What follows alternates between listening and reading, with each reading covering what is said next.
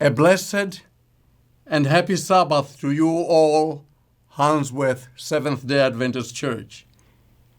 To my ministerial colleague, the senior and lead minister of the church, Pastor Bruce, the board of church elders, and the membership at large, I thank you for the privilege of being invited to be with you today. I also like to acknowledge with gratitude to those of us here in the UK and others who have joined us online from whatever part of the world you are. Thank you for being part of the audience. To Handsworth Church and to you all, I say, may God be with us all. Let us bow our heads for prayer. Dear Lord, our God, minister to each one in attendance today, and minister to my own heart as I speak audibly. May your presence lead and be felt by each one of us. We bless you, Lord. We praise you. For this we ask in Jesus' name. Amen. The theme of our weekend's program is called Crossroads. Crossroads, a 10-letter word that denotes reaching a juncture, reaching a junction, reaching an intersection. This provides a pause to make someone wise. Shall I continue the same direction? Or is it time to turn left or right? A crossroad is important in life. Whether we like it or not, true or not, the wave and the spread of COVID-19 virus seems to have brought many to that crossroad. For hard questions are now being asked which need hard answers. Answers that are political, social, physical, economic, and even in some aspects religious. Some of these questions on the flyer have been cited for this weekend. They are questions you can't ignore. I thank the organizers for the way they have set them. The first question on the flyer: has the law changed? My first question was, what law? The second question seems to give us a clue. Will COVID-19 vaccination be compulsory? Will our religious freedom be taken? And possibly I'll try to look at that question from another angle. Will I myself give away my religious freedom? Then the last question on the flyer for the weekend was, what can we do? What can we do? The flyer in Handsworth Church reflects a flurry of emails and text messages I have received over the last few months. I single out one particular caller, in fact, who said, Pastor, I don't know what to make of this. I said, to make of what? Well, Pastor, During the coronavirus pandemic, scandemic, plandemic, I don't know what to call it anymore, I was ordered to quarantine and isolate myself. I did. Put my face mask on. I did. Wash my hands often, apply sanitizer, and practice social distancing. Pastor, I did. But Pastor, what is this I'm now hearing? I said, hearing of what? Well, I will now be vaccinated by force with the COVID-19 vaccine. It will be compulsory. Then I said to the individual, who said that to you? You will be vaccinated against the liberty of your conscience. The individual went quiet. If that was the only caller, I then received a text message from another individual. And I would like to read it in your hearing. I asked for a permission to do so and was granted. But the name of the person remains nameless. Quote unquote. It is very troubling to think that one will be forced against their will.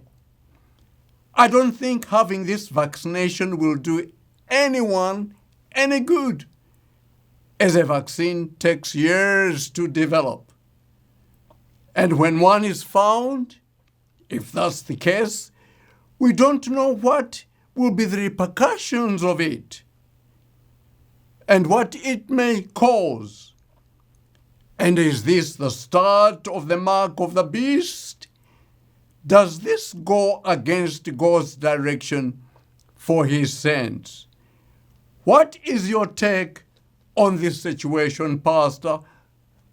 What should we be doing to follow God's purpose? Indeed, a number of individuals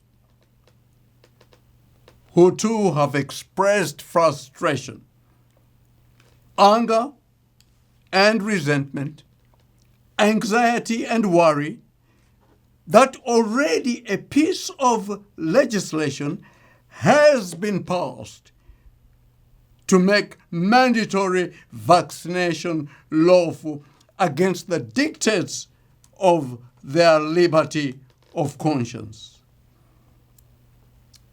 I would like to bring to your attention the first slide that shows a couple.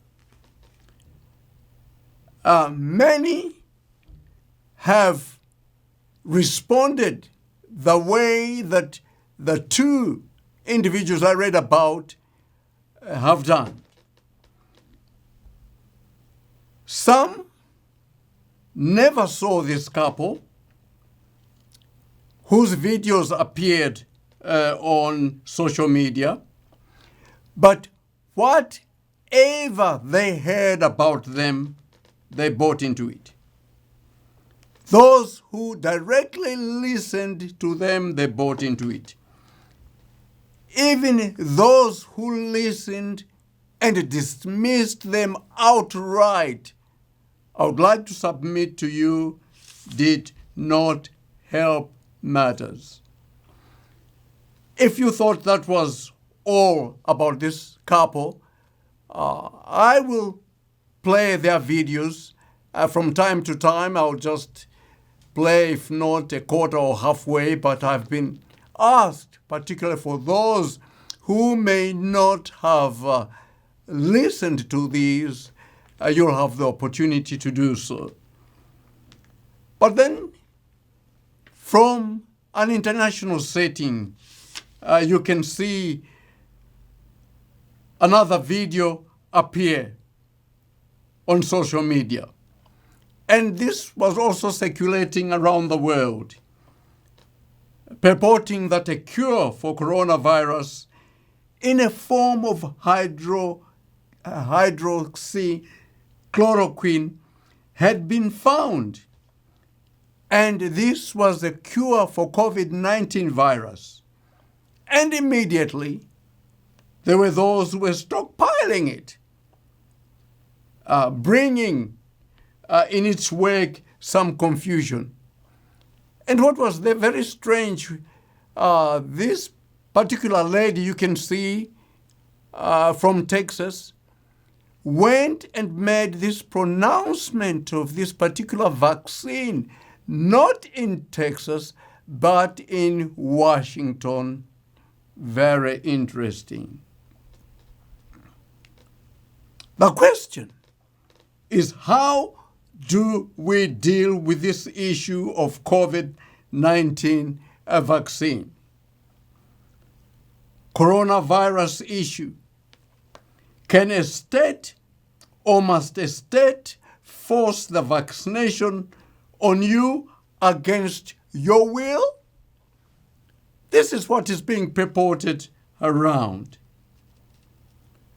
I will seek to deal with the issue or this question from a UK context, jurisdiction, and perspective, but applying a principle that can universally be helpful for the benefit of those who are online and are watching from whatever part of the world or country you are from.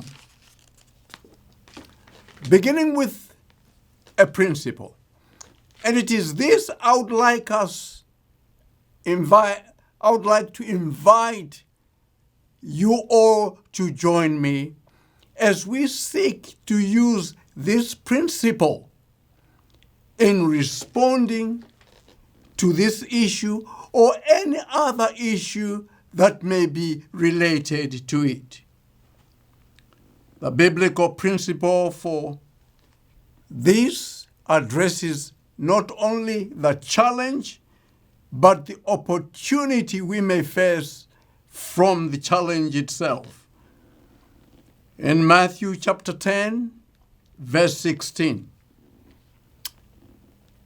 it says, "Behold, I send you out as sheep in the midst of wolves. Therefore, be wise as serpents and harmless as doves." Jesus Christ's counsel and principle to all his disciples then, and he's speaking to his disciples today, all those who follow him. I'm sending you out as sheep in the midst of the wolves. Be wise as serpents, yet harmless as doves. Jesus is saying, when you encounter a perceived wolf-like threat or a big challenge, avoid this fight or flight mechanism response approach. This tendency to wish to enter into this panic mode, as it were. Don't fight. Don't run away from the wolf. Face it and deal with it with wisdom and calmness and discretion. Be wise and harmless. It's as if a wolf howls at you, as a disciple, resist as sheep, resist howling back as a response. For sheep bleat, they don't howl. For if you attempt to respond by howling to something that is howling at you, That may be a wolf. Could it be you too may just be labeled to be another wolf in sheep's clothing? Indeed, the wolf may be aggressive, but you can be assertive without coming over as being aggressive. The text is saying it is Jesus sending his disciples out of their comfort zone, out of their bubble, to face wolf-like circumstances. The commissioning of Jesus Christ is not accidental. It is intentional. There is a purpose. It would seem to me Jesus Christ is saying, I'm not only actually sending you as sheep to be in the periphery, in the margins, but in the middle of the wolf itself. It is interesting to know that in verses 17, 18, and 19, Jesus refers to this wolf, which you find yourself as sheep in the midst of it, as circumstances, as people whom you will face in life. In verse 18 in particular, Jesus says, you shall be brought before governors and kings for my sake, for a testimony against them and the Gentiles. It is interesting. Jesus says, I know wolves eat sheep. If the truth be told, sheep would like to associate with fellow sheep. But I'll make sure that you be brought before even political situations. And Jesus does not guarantee that when you face these issues, when you face these people, situations will go your way. But this is the reason. I'm sending you out there, out of your comfort zone, so that you may witness for me. But in witnessing for me, your very own character is being built, is being cultivated. Oh, these people don't share my faith. These people may not be in disagreement with what I stand for. What and how should I go about all this? Jesus says, don't you worry. He says, take no thought how or what. Remember, the sheep and the wolf may not get on. Remember, wolves eat sheep, but be well advised that I, the great I am, you are not sending yourself to the wolf. It is me sending you as my disciples to the wolf. This, appreciate. I created both the sheep and the wolves. I am able to take care of the situation in my own way. In verse 20, he says, while this may be a challenge, but it will be an opportunity. For it is not you who speaks, but the Spirit of your Father who speaks in you. The Spirit of your Father, because of your connection to God. God in unprecedented times, will allow situations, circumstances that may be overwhelming for his own name to be glorified. Indeed, shall I remind you and remind myself in these times in which we are facing all manner of conspiracy theories. An appropriate question. I don't want us to lose it. What do we do? What should we do?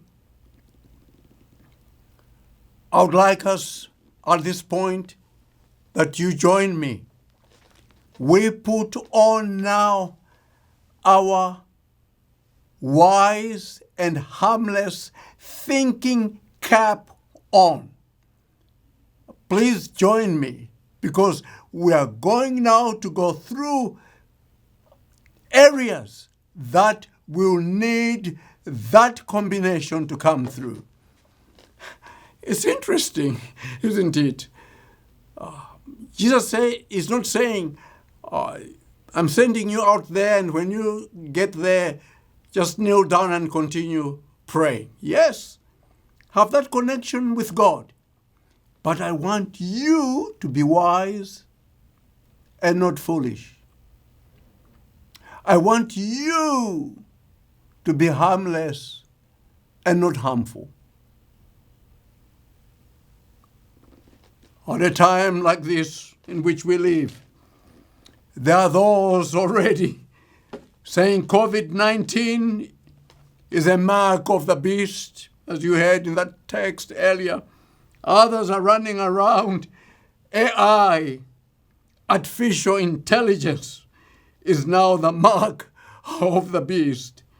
Mandatory vaccination is the mark of the beast. Let us be wise and harmless, following this principle, following this guidance. I would like you to join me to consider Ellen G. White, the servant of the Lord, the spirit of prophecy guidance, how to face a wolf-like challenge that befits us using the wise and harmless biblical principle of Matthew chapter 10. Let me repeat. It would seem to me Ellen G. White takes that principle and applies it in a situation that could have been hostile. But she does so with wisdom and harming no one. The slide that comes up, you'll see, is from Ellen G. White, a manuscript 16 that was noted in 1890. The subject referring to Sunday law agitation in 1890. The instruction, the principle that was given at an unprecedented time when there was an agitation, a confrontation, a challenge to enact a legislation. I would like to read it as you follow, quote unquote. How should we deal with this issue? It says, when there is an effort made to enforce the observance of Sunday, is the very opportunity to present to the world the true Sabbath in contrast to the false. Please, I want you to mark that. When there is this agitation, when there is this effort to enforce something that may not be according to your test, according to your belief, use it as an opportunity to present what you believe. I continue. The Lord in his providence is far ahead of us. It's almost like the Lord himself is far ahead of the wolves that you may meet in life. He, the Lord himself, he has permitted this Sunday question to be pressed to the front, that the Sabbath of the fourth commandment may be presented before the legislative assemblies. The Lord, in his wisdom, will allow his sheep to be placed where the wolves are, so that his message may be appreciated. Thus, the leading men of the nation may have their attention called to the testimony of God's word in favor of the true Sabbath. If it does not convert them, almost like what Christ said, if it does not convert them, it is a witness to condemn them. The Sabbath question is the great testing question of this time. I would like to translate this in our setting today.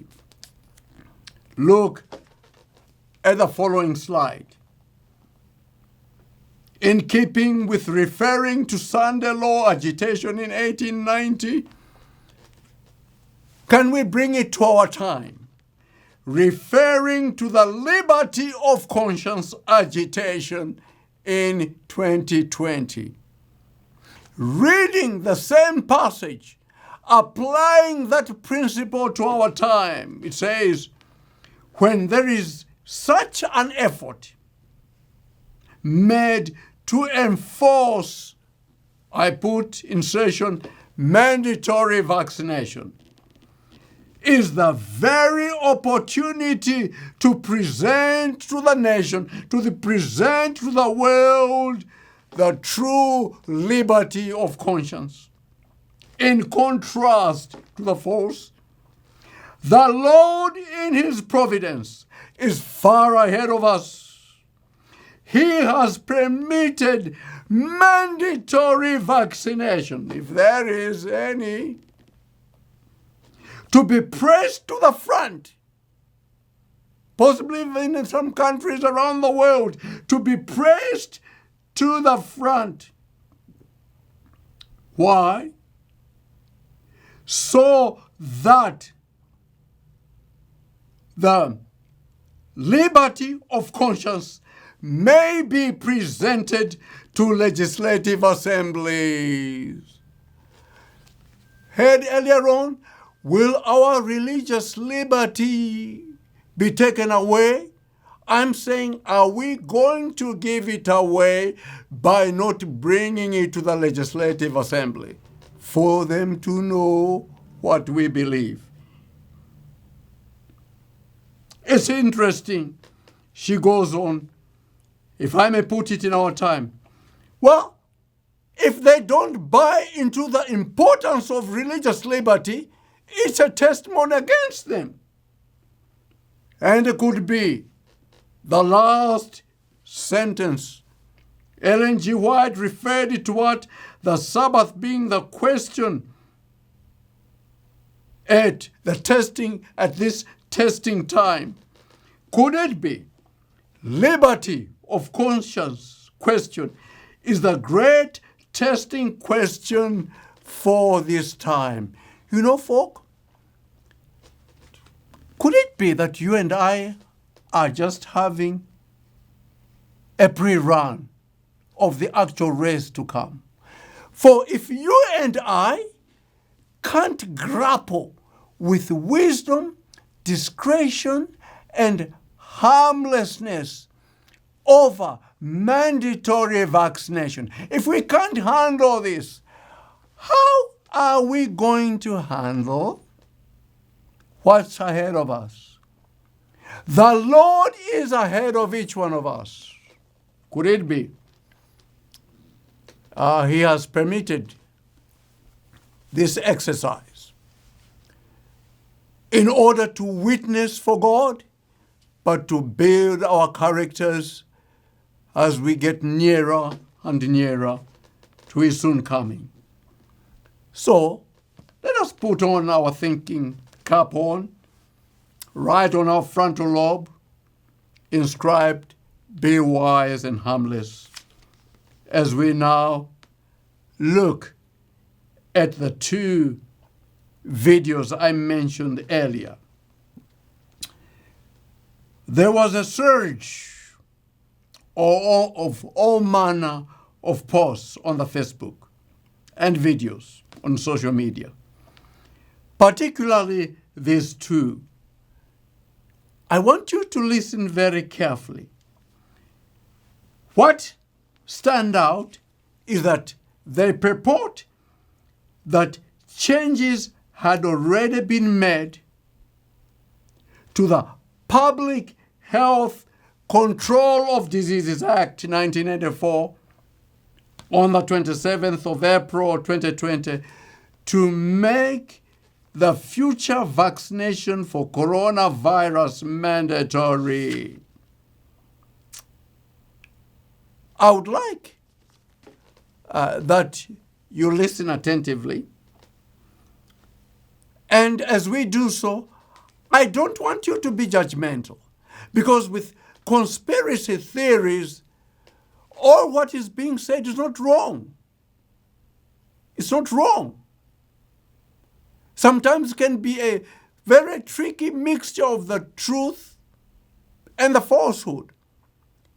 No wonder you can't just read once and forward. Something about conspiracy theories is that when you receive it, you have no point of reference to question or to find out in case you have any question about what you received. So what you can only do is to internalize it and forward it. And the next person will forward something they can't understand. So it infects from one sender to the next. But you and I have put on our thinking cap, be wise and harmless. I'm inviting you now to listen attentively to this lady about coronavirus and the piece of legislation already in place. Hey Health Seekers, it's Kate Shamarani here, natural nurse in a toxic world. And as of the 27th of April 2020, the laws have changed in the UK with regards to consent and whether you can be forced to have mandatory treatment under the Public Health Control of Infectious Disease Act of 1984. I would like, now that we listen to this gentleman, and interestingly, he has some documents that I made sure that after listening to the first lady, she cited a document that I made sure I found it and read it for myself. Be wise. Help us, God, to be wise. And the gentleman does the same. Let us listen to him attentively. Hello, everybody. Today we're going to talk about our rights when it comes to having a mandatory vaccine. The UK COVID laws were changed just before all this kind of kicked off, and one of the words that was used was mandatory vaccination. So I wanted to have a look into see what that meant. Mandatory usually means an order of some kind, and when it comes to communicable events, I wanted to know what that meant, really. So I went and found a British Journal of Medical Practitioners article, and it says the right to consent, is it absolute? You will have noticed that the two videos, you could summarize them in the following points. Number one, the Public Health Control of Diseases Act 1984 changed on the 27th of April 2020, this year, with immediate effect. You'll be forcibly vaccinated. The doctor-patient confidentiality was gone. You can now be detained, all your belongings seized, and your family detained also. If you ever asked what was in the coronavirus vaccine before having it, that would be classed as an offense. Instead of just listening to them and running with the whole idea or forwarding it to anyone, we want to turn to the government to ask them, had the law or has the law been changed? For to compel anyone in their right mind in the UK to be vaccinated against their will, we'll need a change in the primary legislation, in the law. So let us find out from the legislators themselves. Now, on the 4th of May, at the Government Daily Press briefing at number 10 Downing Street, the Honourable Matt Hancock, the Secretary of State for Health and Social Care, under the slogan, "Stay home, protect the NHS and save lives." This is what he had to say. Listen attentively. On the question of whether to make it compulsory, I think that the extent of the public's reaction to following the lockdown shows that we will be able to achieve very, very high levels of vaccination without taking that step. And so our task is to ensure that it is, in the first instance, we support the science as much as possible. Allow me to repeat the statement that is pivotal you just heard. Quote unquote. The Secretary of State said, "I think the extent of the public's reaction to following the lockdown shows we will be able to achieve very high levels of vaccination without taking that step." Without taking which step?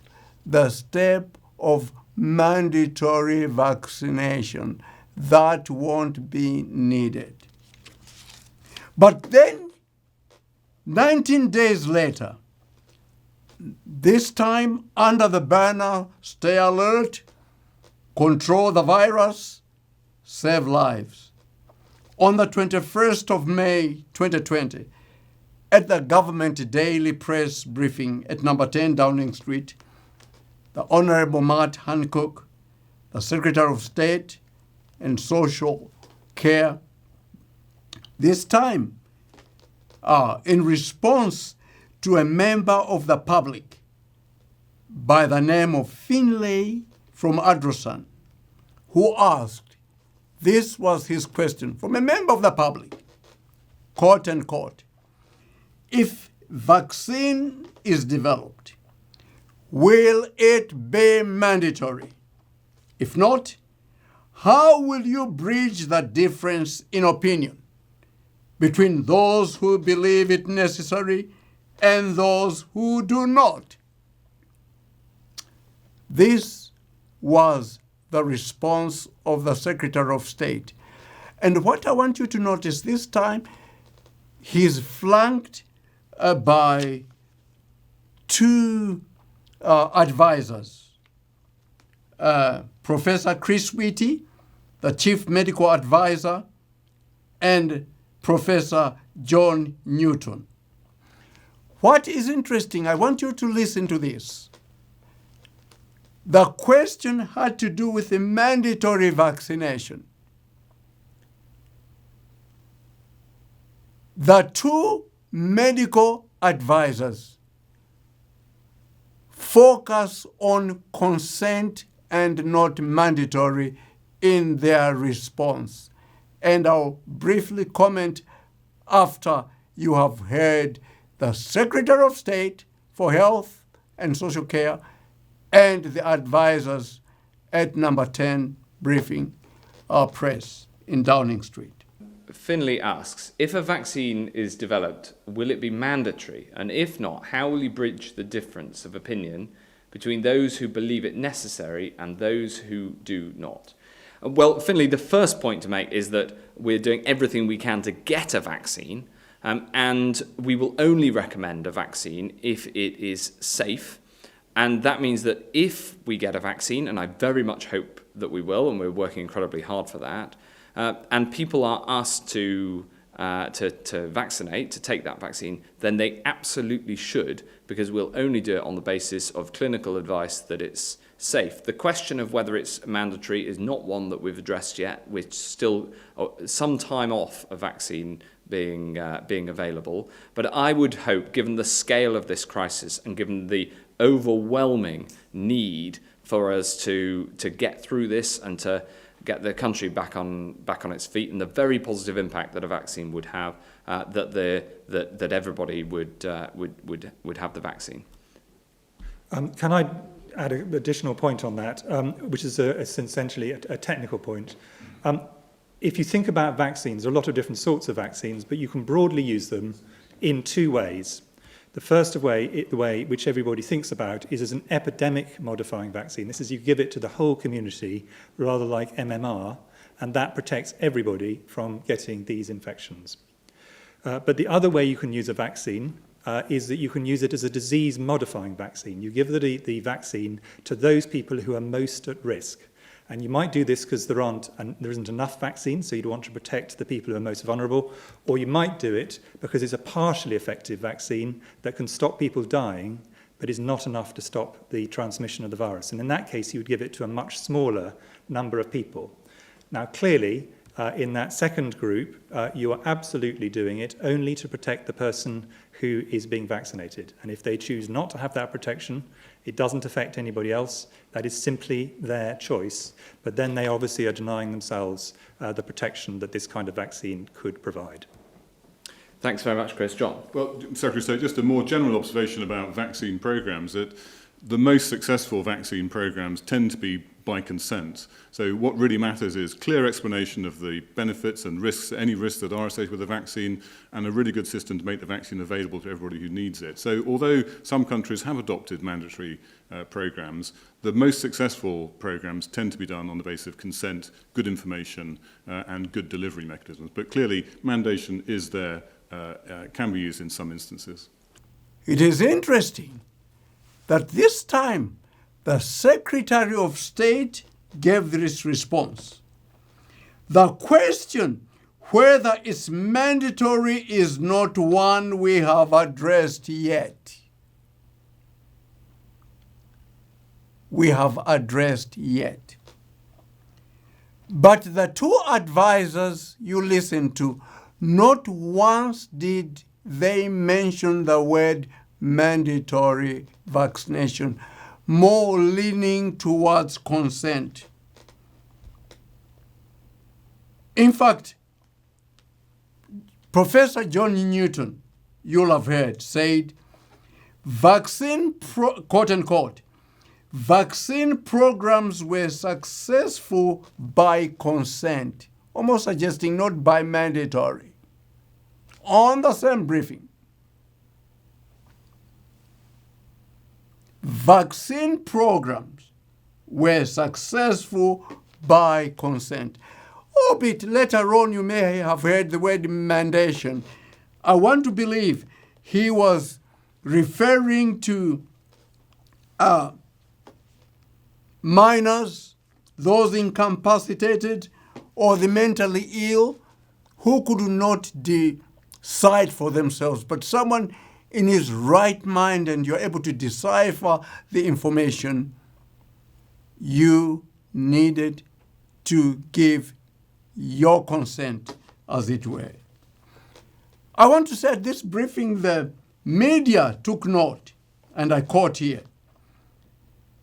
The response of the Secretary of State was a contrast to the comments he had made on the 4th of May when he suggested that a vaccine would not be mandatory. Almost this time, he's not saying the law has been changed, it won't happen or it may happen, but that time has not come yet. Now, with our thinking cap on, be wise still and harmless. We have heard from those on social media, from the government, but we want to find out if this has to do with a piece of legislation. What are the lawyers? Have they picked it up? What are they saying out there? It's truly yes. For you will see that on Friday, 1st of May 2020, we have a barrister, Louise Hooper, in her article, Coronavirus Act 2020, does it permit mandatory vaccination? The barrister, Louise Hooper of Garden Court Chambers, explains that social media concerns that changes to the law mean that the government has the power to force vaccinations or other medication on you are wrong and unfounded. She went on. There are, however, multiple human rights and civil liberties implications, both globally and domestically, arising from the response to COVID-19 and the current crisis. Some of them are real and concerning, others are scaremongering and simply not true. She gives us, you and me, a clue that the government and the social media may have made their point, but there is something we must follow through. At that point, still keeping your critical thinking cap on, inscribed, wise and harmless, you and me, taking into consideration what social media has said, what the government has said, and what the lawyer has said. What do we make of it? We now go to the two pieces of legislation. Number one, the Public Health Control of Disease Act 1984 and the Coronavirus Act 2020. Both are available online, delivered and manned by the National Archives, legislation.gov.uk. To find out, well, first and foremost, had already been a mandatory vaccination become a law on the 27th of April this year? You'll see the first slide that there is a line. It dates from 27th of July 2008. And it is blue right through, clearly showing on section 45E that has to do with medical treatment, nothing had changed. You come to Coronavirus Act 2020, the same thing. It was updated on the 25th of March 2020. The Coronavirus Act also show a lineage that from March till now, there is no break. That means the law had not changed. The two put together, you will see that indeed,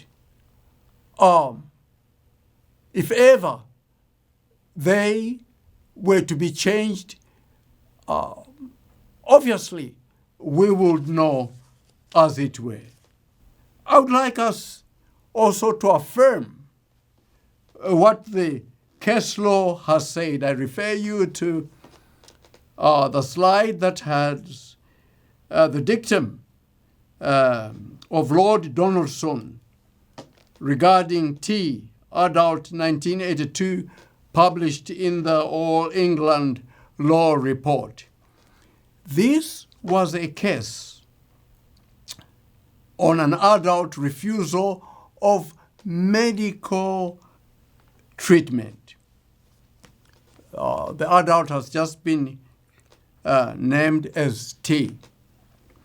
But quote unquote, in the Court of Appeal in the Civil Division, Lord Donaldson, on medical treatment, I read with you that quotation. An adult who suffers from no mental illness or mental incapacity has an absolute right to choose whether to consent to medical treatment. This right of choice is not limited to decisions which others might regard as sensible. It exists notwithstanding that the reasons for making this choice are irrational, unknown, or even non-existent. A confirmation of medical treatment and the right to consent. As a matter of fact, this was a complicated case with religious implications. You may want to read it. And then the landmark chambers, public health, public law. Let me start from paragraph 84. It says, it is significant that the justice of peace, that is, magistrate, does not have the power to require the infected person to submit to treatment for the condition. Thus, a person can be isolated, offered appropriate treatment, and kept in isolation until the risk of infection is reduced, but cannot be required to accept any medication which is offered. In conclusion, Barrister Louise Hooper, in that article we referred to earlier, almost zeroes this in and underpins it. It is clear that mandatory medical treatment and vaccination are explicitly prohibited by the Act. There is, however, potential for abuse leading to infringement of civil liberties and human rights unless powers contained in the Coronavirus Act are exercised lawfully. The YouTube video, whilst correctly identifying some of the powers above, failed to refer at all to the limitations on those powers. Almost like what you heard from those on social media.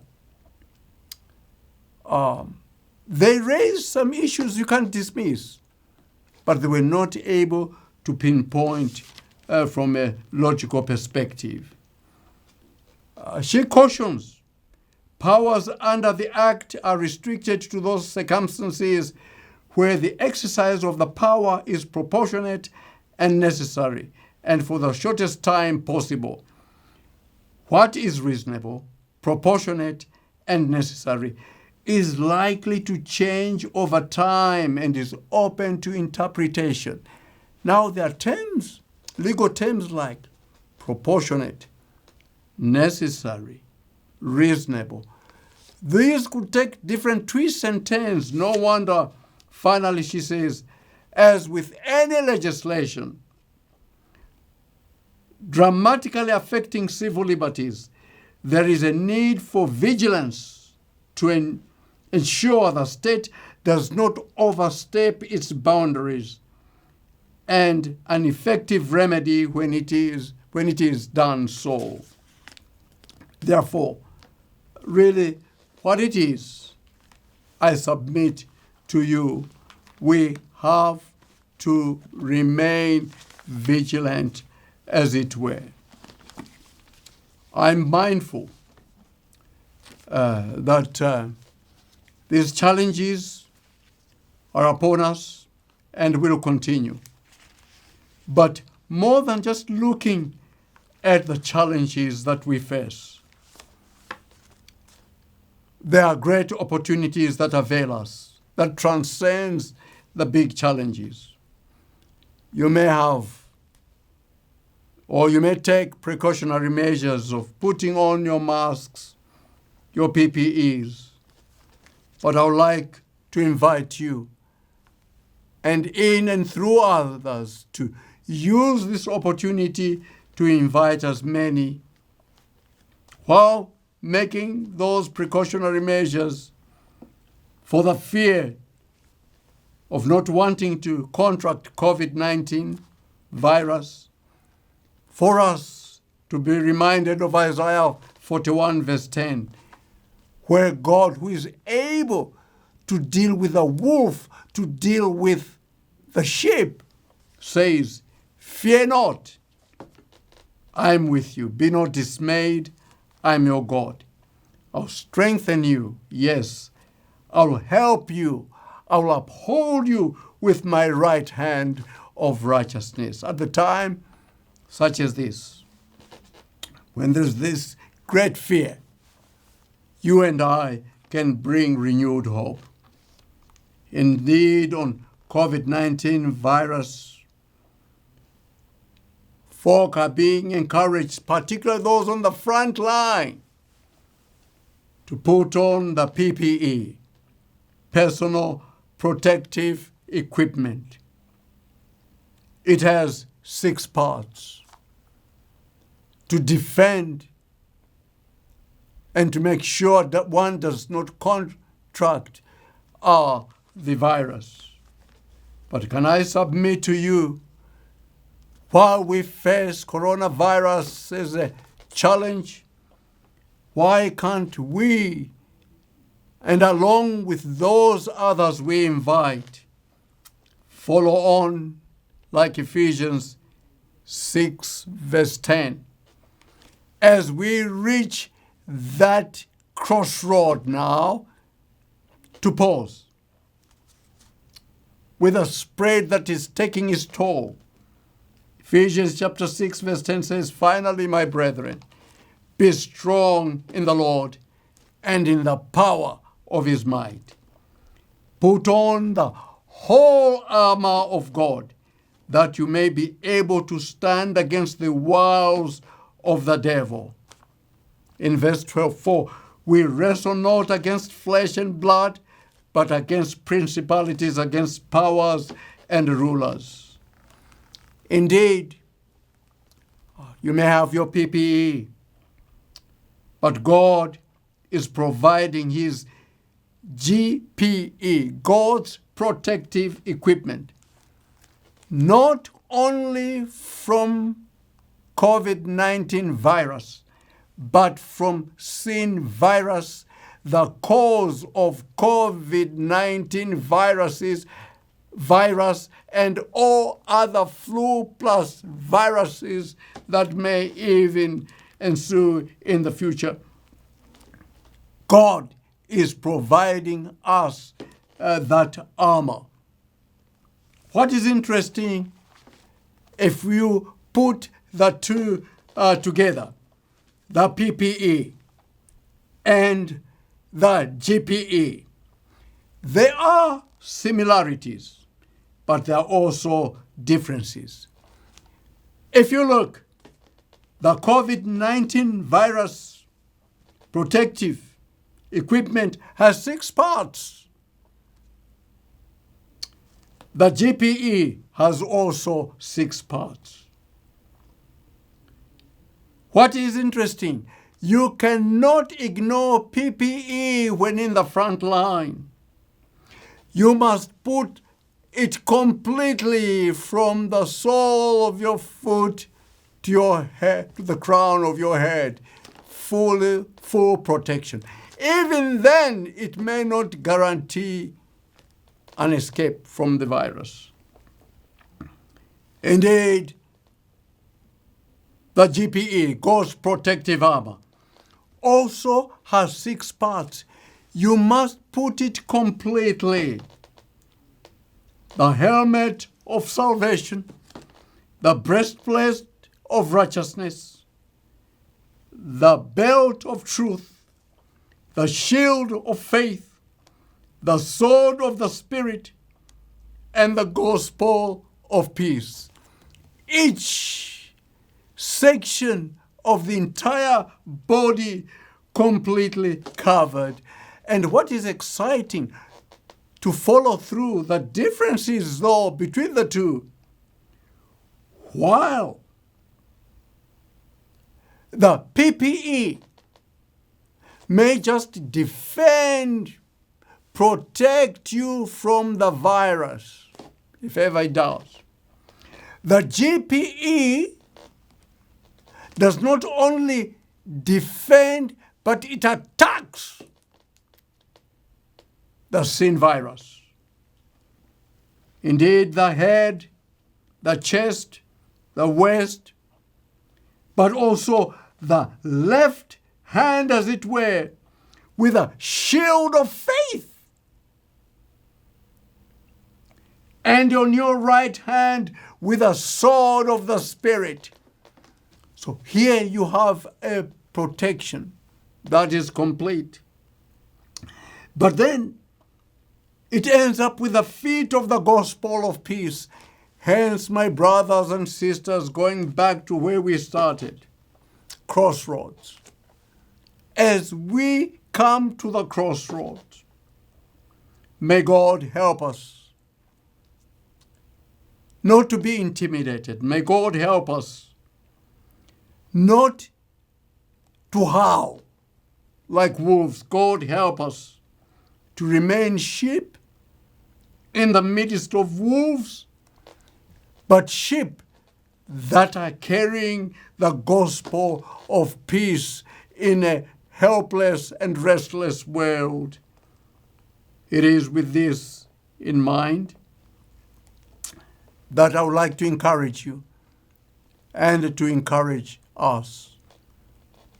From what we have shared thus far, no piece of legislation to mandate you to be forced. We don't know of the future, but as we remain wise and harmless, putting all the entire armor of God, we are able not only among ourselves as sheep, but of going out in places where men and women, even leaders of our nation, may want to know the lasting solution to the challenges that we face today, COVID-19 virus included. May God bless you. May God be with me on this crossroad, that I will appreciate the cross of Jesus, that indeed symbolizes the entire equipment, putting on the Lord Jesus Christ and face the future with courage, with faith, with hope. God bless us all.